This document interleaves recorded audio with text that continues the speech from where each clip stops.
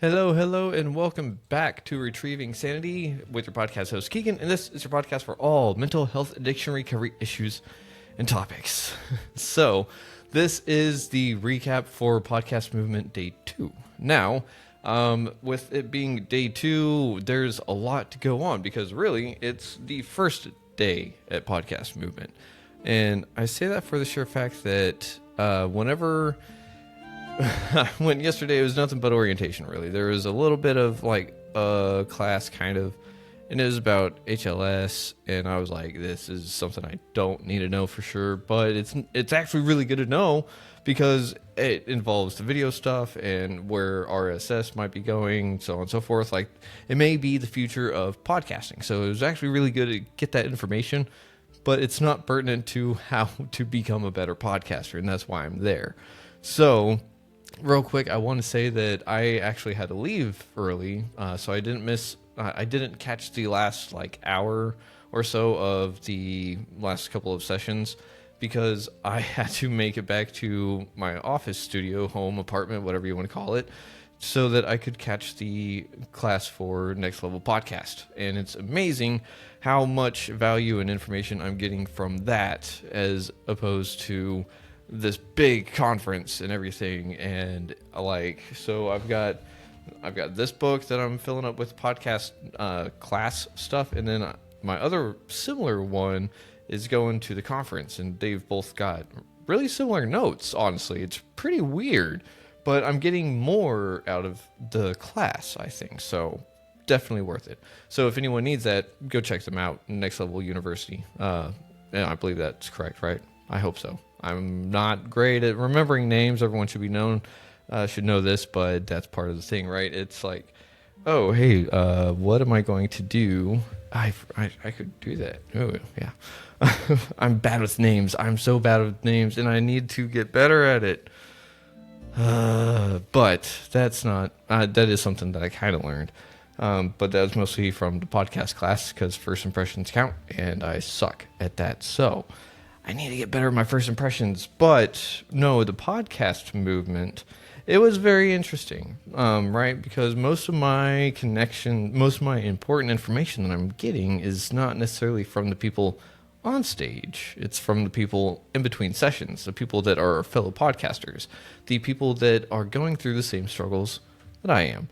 So not a whole lot really happened at the very beginning of the conference per se. It was definitely trying to figure out what is going on, who's going to do what, trying to make sure all right, is my headphones tuned to the right stage kind of thing. It was really interesting. It was weird. It wasn't too bad. Some stages you could hear what was going on without the headphones, and others it was like, okay, yeah, definitely need the headphones, otherwise you wouldn't hear anything. So I did a little bit of a couple of photos. I really need to work on it, but the highlight for today actually came whenever I didn't know what else to do, right? So it was kind of weird because being at a conference of sorts, there's plenty of stuff to do, right? There's plenty of people to talk to, plenty of stages to go visit, plenty of different things to just go and do, even go sightsee if I wanted to. Why would I do that, right? So I'm sitting up on a ledge next to a window because I'm like, okay, well, I don't know what else to do, so I'm going to scroll through the phone, and would you know it or not, someone got their laptop and was doing their thing right next to me, blah, blah. And so was just minding my own business, and then someone else came up and they started setting up a tripod or something, and again, I wasn't really paying attention to them or whatever, but the thing is that at one point I just asked the person next to me, because I was like, you know what, I'm here to make connections, I'm here to make friends, I'm here to just do something. And so I just asked the person next to me, I was like, so what's your show? What's your podcast? Tell me about it. So it's the Sage Jones podcast, and right now she's talking about rescue dogs, I believe, and I thought that was really cool. So we're sitting there, we're talking a little bit, and whenever people ask about my show, for some reason people really want to talk about mental health and addiction. It's weird. So whenever we started talking about it, At one point, I don't remember how we got here exactly. Like I said, it's really weird. Like most of the conversation goes towards my show whenever we were talking. Like I'll even try to bring it back to their show, and then they bring it back to mine. I was like, okay, weird. But the thing is that I started talking, and I brought up the analogy of like the light at the end of the tunnel. It's just on fire. No, it's not. It's actually a bonfire that all my loved ones are around, and they were just waiting for me. So she was kind of like confused, not confused. She was intrigued. She was like, wait, huh? Can you tell me a little bit more about that? So I told her a little bit about that, and then also about how I refer to I as in we, or like let's do this instead of I'm going to do this, so on and so forth. A few other things, but another guy, the person like setting up the tripod and stuff, he's overheard everything, and he popped over and he's like, "Hey, I'm not trying to eavesdrop or anything, but I was like really awesome what you were saying. So like I want to interview you real quick." And I was like, "What? Okay." So they gave me a lavalier microphone. He introduced himself to the camera, whatever, and then I introduced myself.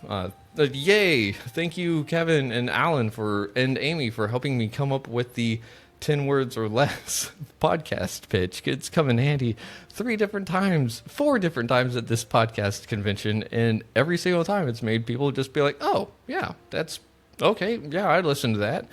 And so anyways, I do that, and I give them the analogy of like you're in a tunnel, and at first there's nothing there because there's no hope. Then eventually you see a light, and you're getting towards it, and that's some like little bit of hope. And then it turns into a fire, and then you get closer, and then it's a bigger fire, and then you're like, I don't really want to go through with it. And then once you get at the end of the tunnel vision goes away, and you can tell that it's actually a bonfire, as in a celebration. Like it's a whole bunch of people there waiting for you to get through whatever you're going through. And so you and I talked a little bit about just life kind of in podcasting. And then I told some other people like, hey, he's just trying to get people's shows out there. And speaking of, he gave me this card right here. Oh, crud. There it is. So this card right here. So Brooke Galligan, I don't know if that was him, but that was definitely his like tag said podcastvideos.com. I was like, oh, cool. So I don't know exactly what happened there. He said he posted me on something. I don't know what yet. So here we go. But, maybe I should look that. I'll look it up here in a minute. Anyways. So, I sent some more people towards him because he's just trying to help people get their podcast like visible and out there and stuff. And then, let's see, talked to both of the people, no, all 3 of the people that I really spoke to yesterday, spoke to them again. But I went back to, I think he went by Bang. And I'm only saying that because like I'm second guessing myself after reading his name tag, but I'm guessing, right? Because it was in quotations as well. So it wasn't his name, it was a nickname. We were talking about how I was like, man, I'm really glad that he actually did that and everything, because I have my lavalier microphones. I had intentions of bringing my tripod up there and bringing a camera up there and doing something very similar, but about mental health. Like, hey, how are you doing as a content creator? How are you doing as a podcaster? How's your mental health doing in that regard? Are you near burnout? What are you doing to take care of yourself? What's your self-care look like? You know, things like that. And nothing too big, just kind of small. And now I'm going to do it, but it's hard to do it whenever it's like me. Like, I would love for someone to be there so that they could man the computer and hit record, or like also maybe use the phone, but it's me, so maybe I'll just be sitting there out here like camera here, camera in my hand, like, does that look too weird? Yeah, that looks weird. I can't do that. But so I'm going to try to figure out how to do that tomorrow and Friday, not Friday, tomorrow and Thursday. And then hopefully we can actually get some pretty cool stuff out of it. If anything, maybe not like great episode or whatever. I mean, it's going to be a collage. It's going to be pretty cool, but I think it'd be great to build a repertoire, if you will, of different podcasters that I already have a little bit of a not template, but a baseline of how their mental health is, and then follow up with them, get them back on the show or something, so we can do a full hour interview. I think that'd be great. So I'm going to do it. I don't know how it's going to be, but the guy was talking about how he just had the mindset of kill them all or just do it. Like, just if you don't do it, like, what's it going to hurt? Well, it was actually more do it because what's it going to hurt, right? Like, we're at a conference. Yeah, we may see these people again if we go to the same conference again and if we're all still doing the same thing, but it's not really going to be like a big deal. And if anything, it's going to be like, oh, I remember you. We spoke last time. Let's talk again, kind of thing, right? Because being a podcaster is kind of lonely. Not a lot of people talk about that. Because once you start podcasting, your whole world kind of becomes a podcast. It's kind of weird. But I mean, that's just kind of anything that is a passion of sorts, because it's not really just a hobby. It's more than that to me. To a lot of people, podcasting is a form of life. It's a lifestyle, and it's so much deeper than just content creation. I think that's the thing that makes it so special, is that it is something that it is content creation, but it's also being able to take a peek into someone's soul a little bit. It's kind of being able to see what is going on in the background, or just what is someone passionate about. But for the reminder out there, passion is something that you are willing to suffer for. So if you're passionate about something, it means that you're willing to hurt for it. So be careful saying what you're passionate about, because maybe you're just lustful after something and you're not actually passionate about it. So that's one of the things, right? I am passionate about podcasting. I'm passionate about this show. I'm passionate about helping people, but it also has struck me that I may not be where I should be, or where I think I should be. So here's the thing. I'm setting up these weird little milestones, markers, judgment caps, if you will. And judgment caps is in saying, like, I'm not going to judge myself to this point or any, like, more, whatever. And I'm saying that because it's not judgment, it's criticism. It's critiquing, if you will. If that makes sense, I don't know yet. We're rolling with it.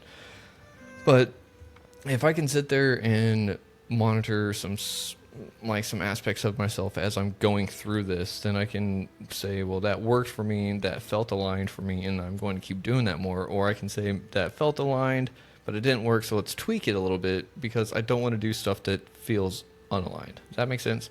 This whole thing probably didn't make sense right there. Anyways, one of the things that I've learned also today's lesson was definitely permission. Now, what do I mean by permission? So permission is consent. Permission is the allowance of.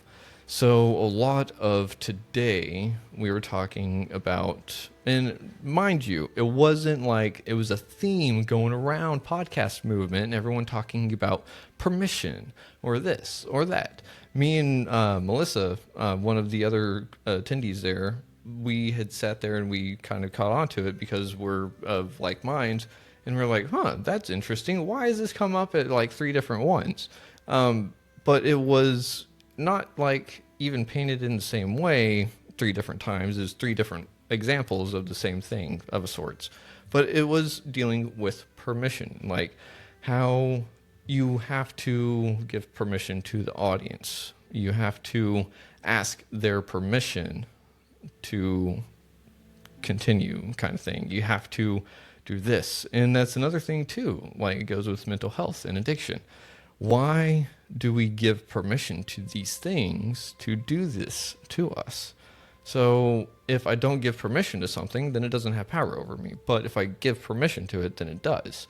So like that's the thing. Words are a weird thing.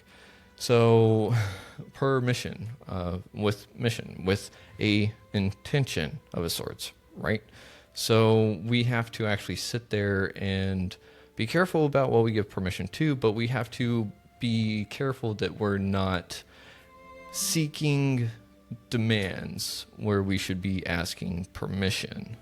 So that was kind of the thing, right? Like my audience has to be, like I have to let them choose to have permission to listen and everything like that. Does that make sense? It made sense to me in the moment, but that's the thing. I have to give my audience the option.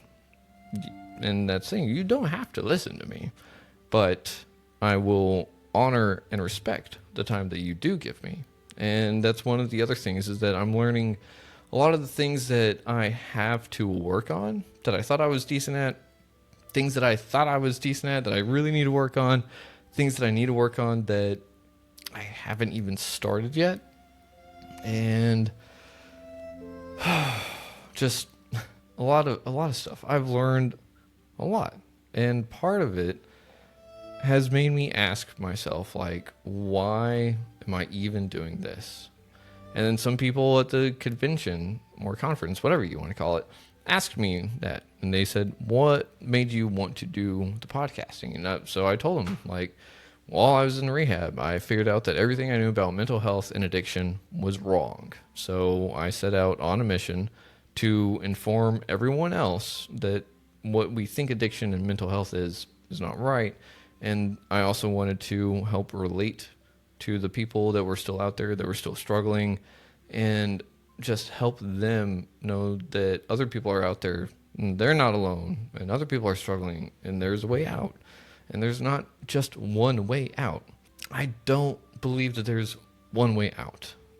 If I had to say what is the one way out of getting better, of getting out of substance abuse, getting out of trauma cycles, so on and so forth, it'd be to either not give up or just don't go back. One of the two. Now, I'm not saying don't do both, I'm not saying don't do both, because you're going to do both. You're going to do one or the other, right? We will do one or the other to some degree. Now, I'm saying that for the sheer fact that if we left that as a blanket statement of like, you're either going to give up or you're going to go back to the past, then it's like, no one would ever really continue forward. But I'm saying to a degree, because I'm going to give up on some of the things that I try to do to improve and find that they don't provide the results that I need. So I'm going to quit those things. I'm not going to sit there and quit doing the things that are improving me, though. I'm not going to sit there and say, oh, I'm going back to the past because that's what screwed me up, so I definitely need more of that. That is definitely the way to not do anything. But what I can do is that I can go back to the past to look for the things that I shouldn't do again. Maybe I missed something and I'm repeating it now, and I just need that extra lens of time to really see what's going on. So that's why I'm saying it's one or the other, not both at the same time. If I need to give up on something, what is it that I'm spending too much time and energy on that could be diverted somewhere else, and then not going towards the past is where can I go forward from the lessons learned in the past, if there's been a lesson to learn. So I just have to say thank you for listening to Retrieving Sanity, wherever you may listen to it, whether it be YouTube, Spotify, Apple. These episodes probably aren't going to make it over there. Let's be real. This is just like for Patreon stuff, which I need to get working on that. Oh my goodness gracious. I just need to have a flow chart that says like, all right, do this, then this, then this, and this, and this, and this, and then that, and that, and that, and that. And then you'll be good to hit publish on the episode. I really need something like that, but kind of comes with time. I should have it now, right? I just said this is what I need, so I better come up with it. Otherwise, I'm slacking. And that's my other thing, is that I just have like 50 different things I need to do, but I don't have 500 hours to do them all in a time. Like, I need a hyperbolic time chamber from Dragon Ball Z, you know. That'd be great. I'd sit there, I could do everything inside the hyperbolic time chamber, come out, and only a week here passed. I'd be so happy. So happy. But for now, we're due to just end this episode here. So if you've listened, thank you for listening to Retrieving Sanity. I hope that you are just having a good day. Whatever it may be you're dealing with, just I hope that it is getting a little bit better bit by bit. And I hope that you are not sitting there wishing that it were over, because this episode is over. Not anything else, okay? So with that being said, thank you for listening again. Why am I saying that? So I'm trying to have a solid outro. Let's figure it out real quick. Thanks for listening to Retrieving Sanity on WDJY 99.1 FM. And as always, you can check out retrievingsanity.com for a list of all guests and their websites. And with that, we're going to end it here. Don't forget to love yourself and others. And as always, much love. Schlangefahrt. Schlangefahrt. Whatever. Have a good night.